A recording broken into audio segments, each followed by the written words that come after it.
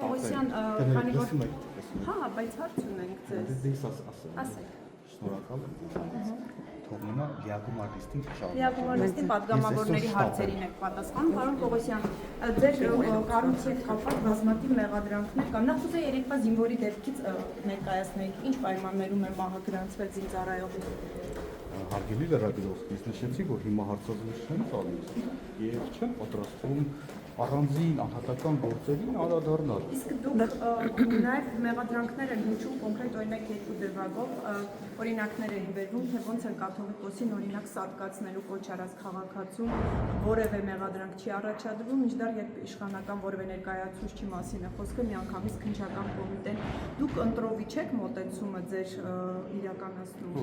Բայց դեպքում ինչպես է ստացվում, որ 3 բոլոր քրեական վարույթներով հավասարաչափ մոտեցում ենք ցուցաբերում։ Մեղադրյալի կարգավիճակ չունի, ինչպես է ստացվել, պարոն Պողոսյան։ Կանաչիկ փակվեց։